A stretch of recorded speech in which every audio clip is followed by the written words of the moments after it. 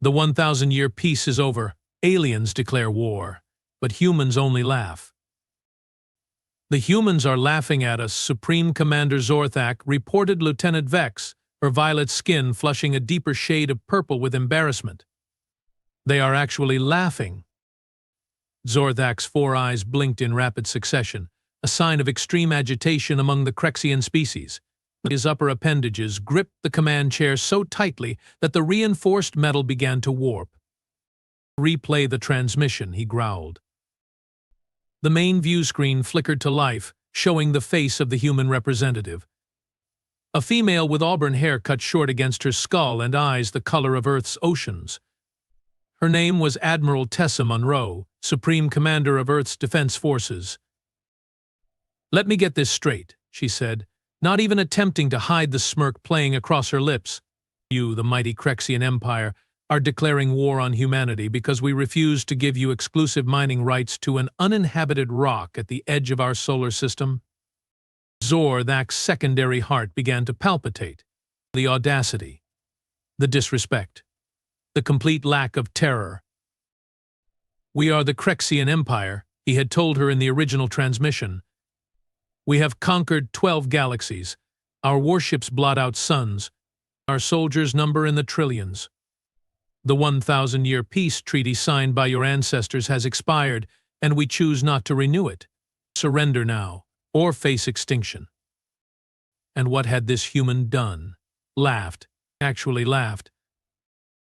"You realize we have been watching you guys for the past 1,000 years, right?" Admiral Monroe continued in the recording. "We have been monitoring your communications, studying your technology, analyzing your tactics. The treaty wasn't for our protection. It was for yours." The bridge fell silent. 50 of the Empire's highest-ranking officers stared at their Supreme Commander, waiting for his reaction. "She's bluffing," whispered Science Officer Krell, her voice barely audible. "They must be bluffing." "Are they?" questioned Zor'Thak, turning to his intelligence director. "Lormar, explain this reaction. Why aren't they cowering? Why aren't they begging for mercy? They are just one species confined to a single solar system." The director Lormar stepped forward, his exoskeleton clicking nervously. "Supreme Commander, our intelligence on humans is limited. The treaty prevented direct observation. We know they were primitive when we first encountered them. They had just achieved spaceflight. Their weapons were chemical-based. Their medicines still relied on cutting open bodies and stitching them back together." "And now?" demanded Zor'Thak. "We don't know," admitted Lormar. "The treaty kept us 5 light-years away from their system at all times. We have detected unusual energy readings over the centuries, but nothing conclusive. It's possible they have advanced." Zor'Thak snorted. "In a mere 1,000 years? Impossible. No species develops that quickly. It took us 15,000 years to achieve interstellar travel." "With all due respect, Commander," interrupted Fleet Admiral Dex, "perhaps we should send a scout ship to assess their capabilities before committing to full invasion." "Cowardice," snapped Zor'Thak. "From my Fleet Admiral, no less. We are Krexian. We do not scout. We do not assess. We conquer." "But Supreme Commander," persisted Dex, her facial tentacles writhing with concern, "if there's even a slight chance the human is telling the truth." "Enough," roared Zor'Thak, rising to his full height of 12 feet. "Prepare the Armada. All ships, all warriors. We will darken their skies. We will boil their oceans. We will remind these humans what it means to face the might of the Krexian Empire." As the bridge officers scrambled to carry out his orders, Zor'Thak turned back to the screen, studying the human's face. Admiral Monroe was still smirking. "One more thing," she said in the recording, just before cutting transmission. "When you come, bring something interesting. We have been stuck in this solar system for 1,000 years with nothing to do but prepare for your return. We are really looking forward to seeing what you have got." The transmission ended, and Zor'Thak felt a sensation he hadn't experienced in centuries. Was it doubt? He shook his massive head, dispelling the unwelcome feeling. Director Lormar, what is the human military capacity? Lormar consulted his datapad. Based on 1,000-year-old intelligence, they had approximately 50 million soldiers and 10,000 primitive spacecraft. And our forces? 10 trillion warriors across the Empire, with 500 million currently deployed on our capital ships. The Armada consists of 100,000 warships, each capable of reducing a planet's surface to magma. Zor'Thak relaxed slightly. The numbers don't lie. Even if they have advanced, they can't have matched that kind of military might. There's something else, Supreme Commander, said Lormar hesitantly. He talked about the humans. Speak. In our initial assessments, we noted an unusual psychological trait. They respond to threats by becoming more aggressive rather than more submissive, and they have a strange relationship with their mortality. They know they will die, yet they act as if they are immortal. It makes their behavior unpredictable. Zor'Thak waved a dismissive appendage. Psychological peculiarities won't save them from plasma cannons. Set course for the Sol system. Maximum velocity. As the mighty Krexian Armada began to move, forming a swarm of destruction stretching across light years, Zor'Thak couldn't shake the memory of the human's laugh. It wasn't the laugh of someone bluffing. It was the laugh of someone who knew something he didn't. And for the first time in his 300-year life, Supreme Commander Zor'Thak felt a cold shiver run down his spine. The journey to Earth took 3 standard weeks. 3 weeks of preparation. 3 weeks of battle simulations. 3 weeks of Zor'Thak reassuring his commanders that this would be a swift and glorious conquest. 3 weeks of trying to forget the sound of human laughter. We are approaching the edge of the Sol system, Supreme Commander, announced Navigator Zell. Pluto orbit in 5 minutes. Zor'Thak nodded, his silver ceremonial armor gleaming under the bridge lights. He had dressed for victory today. Any sign they have detected us? Communications Officer Trill checked her instruments. Nothing, Commander. No transmissions. No defensive preparations. Their system appears completely open. Overconfidence, huffed Zor'Thak, the most reliable harbinger of defeat. As the Armada crossed the boundary of the Sol system, every Krexian on the bridge waited for alarms for human defenders to appear, looking for anything that would explain Admiral Monroe's baffling confidence. Nothing happened. Continue approach, ordered Zor'Thak. Maintain battle formation. The Krexian warships moved deeper into the system, passing the ice giants Neptune and Uranus without incident. When they reached Saturn, Zor'Thak began to relax. Perhaps the humans really were bluffing. Perhaps they had simply gone insane during their 1,000 years of isolation. Supreme Commander, called Science Officer Krell suddenly. I'm detecting anomalous readings from Saturn's rings.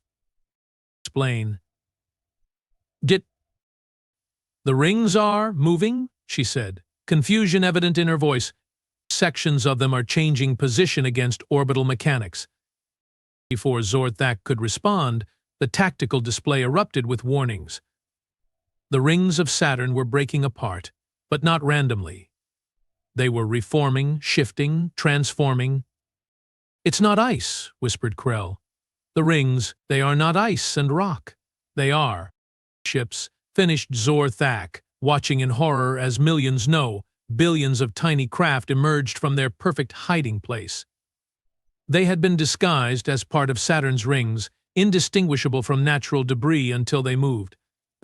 Incoming transmission, announced Trill, her voice shaking. The view screen activated, showing Admiral Monroe again.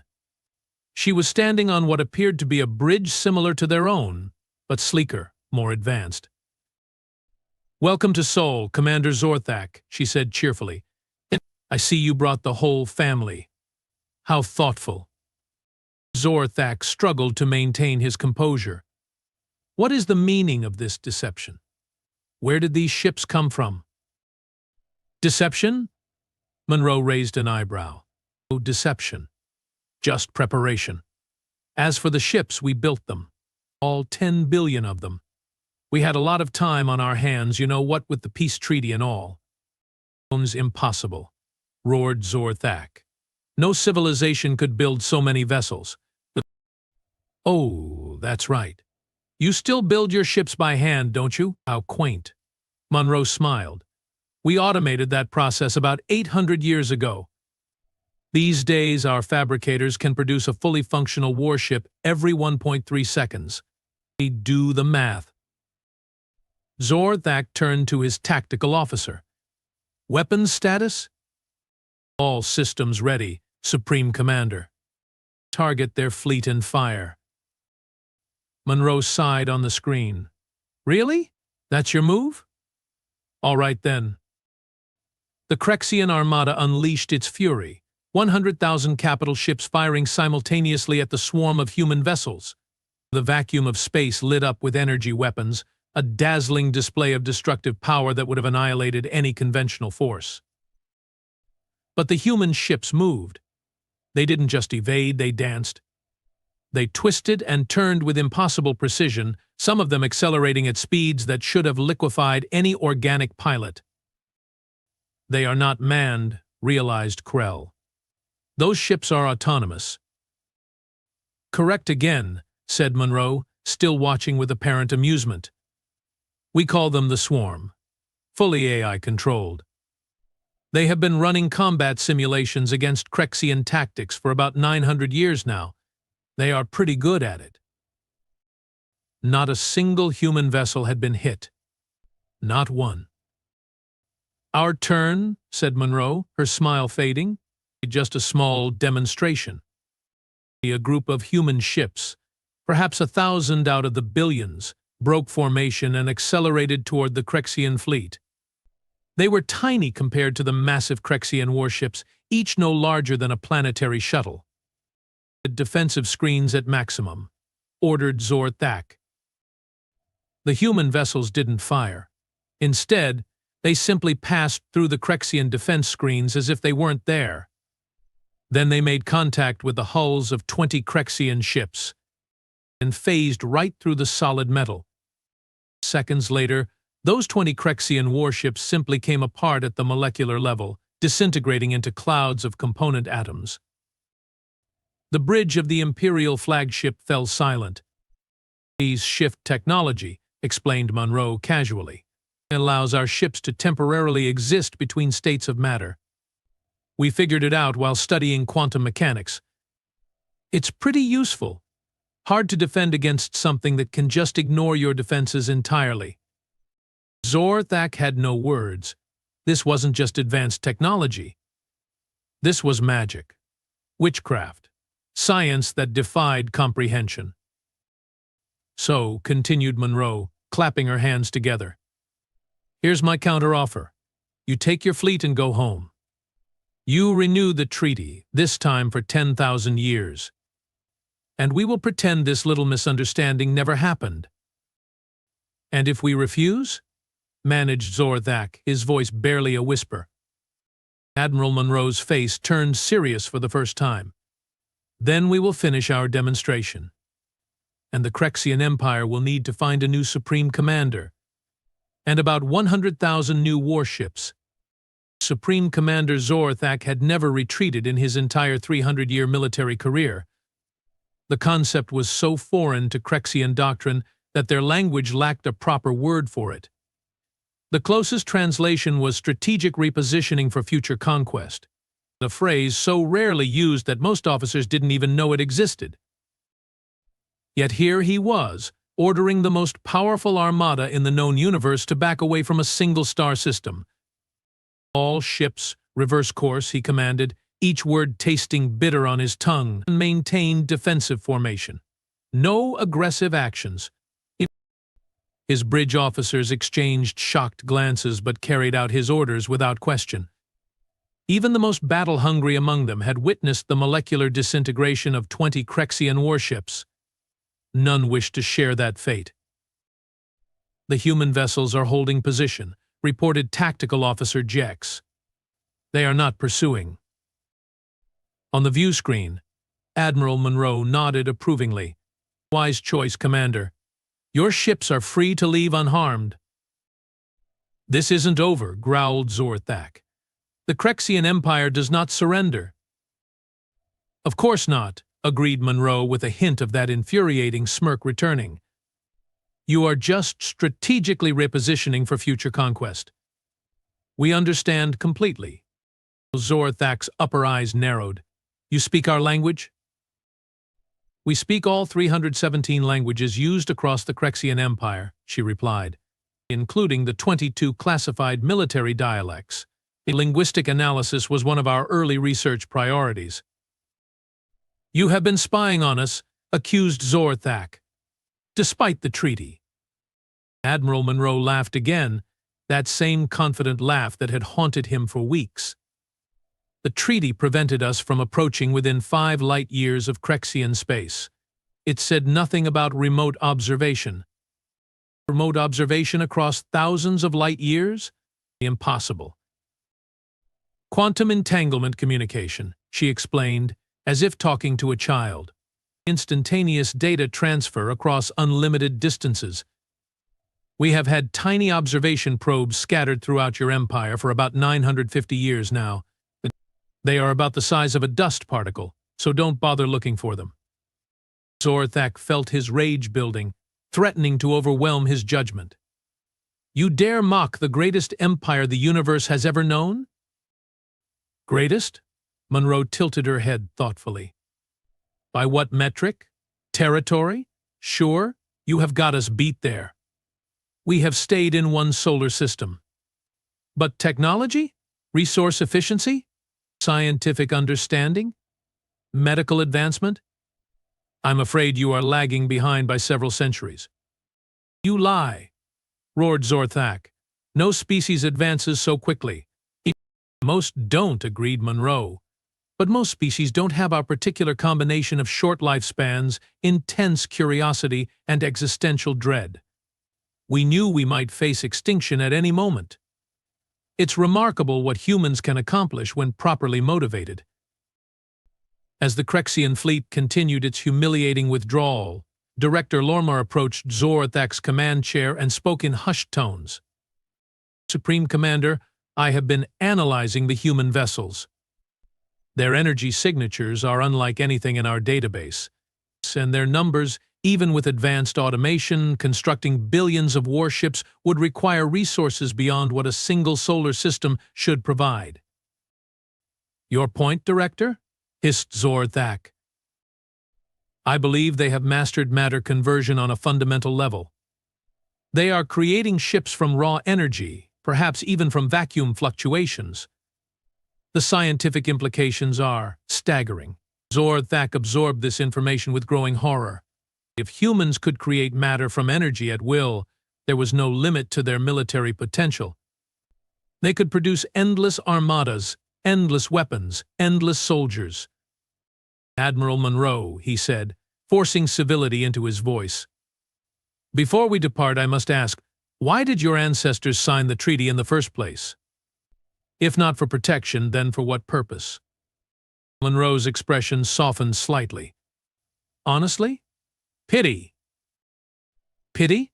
Repeated Zor'Thak incredulously. Our first contact specialists determined that your species represents a developmental dead end, she explained. Your biological and cultural evolution has reached its apex. Without outside influence, you will remain technologically stagnant for millennia. Our ancestors thought giving you 1,000 years might help you advance independently, catch up a bit before we had to interact as equals.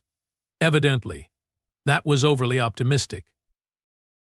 The bridge fell silent again. Not the silence of shock this time, but the silence of collective humiliation. Every officer, every warrior present felt the sting of her words because, deep down, they recognized the truth in them. The Empire hadn't produced a significant technological advancement in generations. Their conquest had always been about appropriating the innovations of others, not creating their own. "We will return," promised Zor'Thak, desperation making his voice crack. "We will study, we will advance, and we will return." "I truly hope you do," said Monroe, and for the first time there seemed to be genuine sincerity in her voice. "The galaxy needs the Krexians to evolve beyond conquest. There are threats out there that require cooperation, not competition. Threats that neither humans nor Krexians can face alone." Zor'Thak's 4 eyes blinked in confusion. "What threats?" "In 12 galaxies we have encountered no species more powerful than ourselves." "Because they don't want to be found," said Monroe cryptically. "Not yet. But they are watching. Just as we have been watching you." Before Zor'Thak could demand clarification, the massive human fleet began to move, not toward the retreating Krexians, but into a complex formation that seemed to ripple through space itself. "What are they doing?" asked Krell, frantically checking her instruments. "I don't," began Lormar, then froze mid-sentence. "Supreme Commander, they are creating a gravitational anomaly. A massive one." On the view screen, the billions of human ships began to rotate in perfect synchronization, generating an artificial gravity well of impossible proportions. Space itself began to warp visibly. "This is just a small demonstration of what we can do," said Monroe. "A little something to remember us by." The swirling vortex of ships suddenly collapsed inward, and for a brief moment it seemed as if a new star had been born.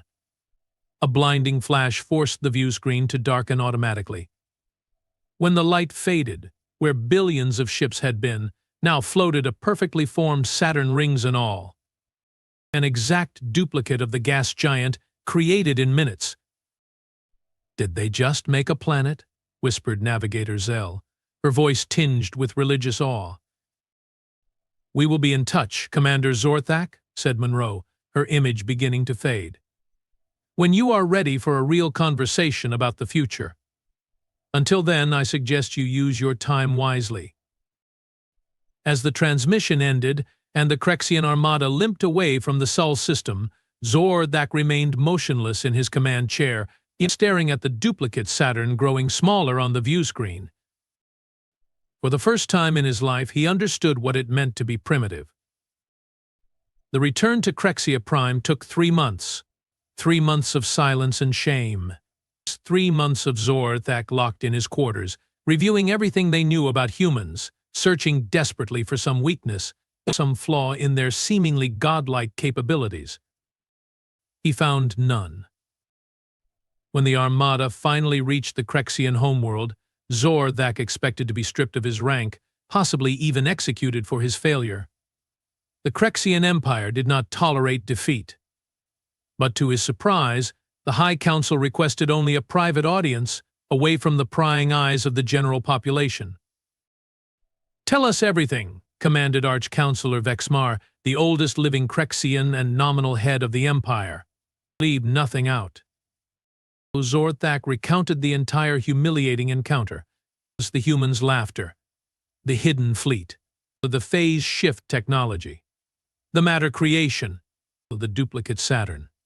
With each revelation, the council members' expressions grew more grave. "And these humans claim there are greater threats than themselves?" asked Councillor Drez when he had finished. "Yes, Councillor, though they provided no specifics." "A bluff, perhaps," suggested Councillor Krell, "a tactic to prevent us from focusing our efforts on defeating them." Zor'Thak shook his head. "I do not believe so. The human admiral had no reason to fabricate such a claim. They had already demonstrated their superiority." "Then what do you propose, Supreme Commander?" asked Vexmar, leaning forward.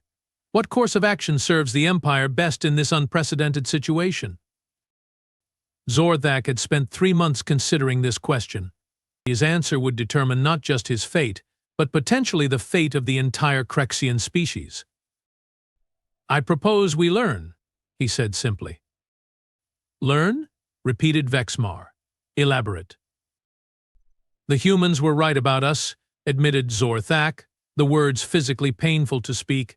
"We have become stagnant. complacent. For 10,000 years we have conquered rather than created, stolen technology rather than developing our own. It has left us vulnerable. Murmurs of outrage rippled through the council chamber, but Vexmar raised a gnarled hand for silence. Continue. I propose a fundamental restructuring of imperial priorities, said Zor'Thak. Less focus on military expansion, more on scientific advancement. We must close the technological gap between ourselves and the humans. You suggest we abandon conquest, growled Councillor Traz. The very foundation of our society? Not abandon, clarified Zor'Thak. Postpone. For a century, perhaps two. Dedicate those resources to research and development instead. And what of the humans in the meantime? Asked Vexmar. What if they choose to leave their solar system, to conquer as we have conquered? They won't, said Zor'Thak with certainty. If conquest were their ambition, they would have begun 1,000 years ago. They possess a different kind of power, one we don't yet understand. The council chambers fell silent as the assembled leaders contemplated his words. And finally, Vexmar spoke. There is wisdom in your proposal, Supreme Commander. Painful wisdom, but wisdom nonetheless. The ancient Krexian's 4 eyes fixed on Zor'Thak. But such a fundamental shift will face resistance. Many will call it cowardice. Let them, said Zor'Thak firmly.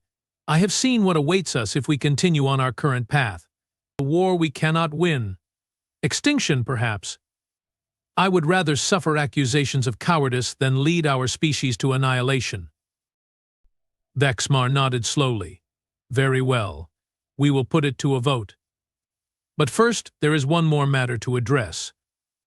He motioned to a guard who activated a communication panel. Bring in the visitor. The chamber doors slid open, and to Zor'Thak's astonishment, a human entered. Not Admiral Monroe, but a male, tall and lean, with dark skin and close-cropped hair.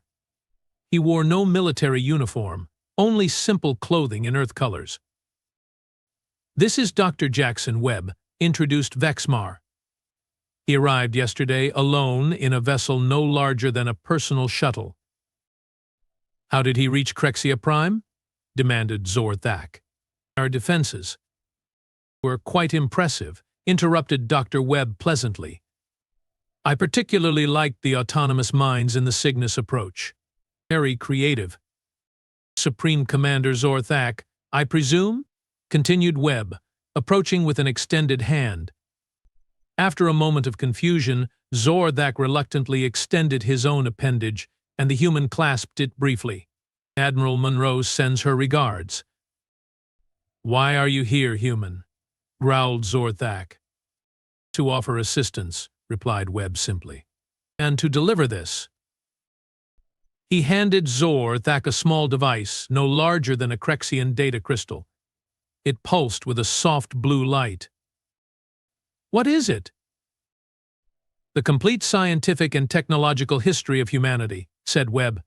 Every discovery, every invention, every theoretical framework from the wheel to phase shift technology. Everything except weapons, of course.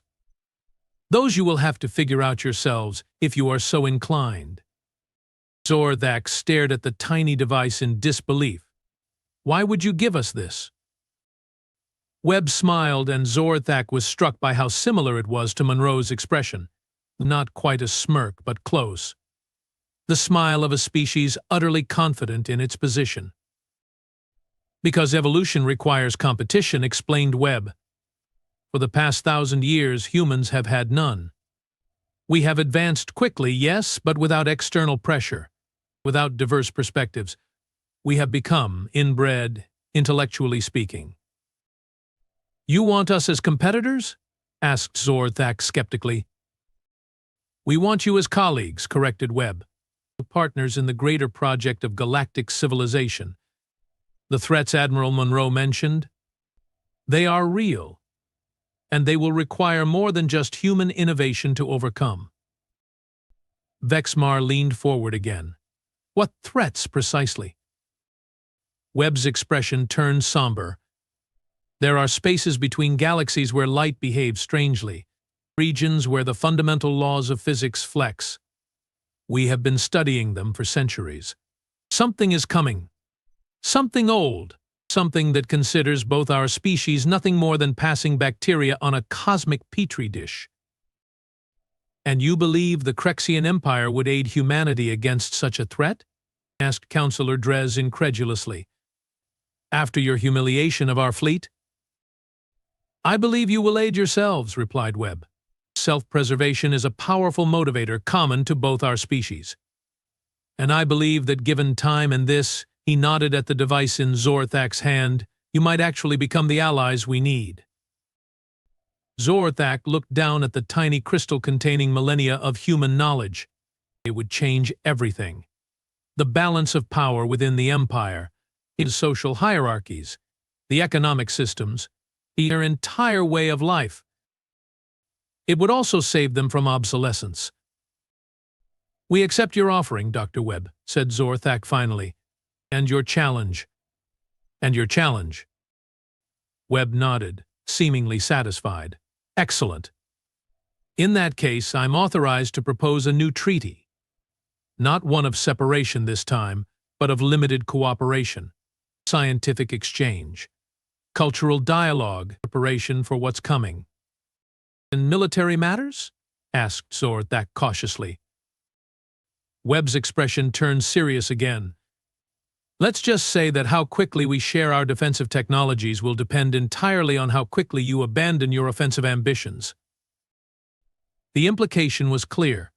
The humans were offering a path forward, but not unconditional trust. That would have to be earned.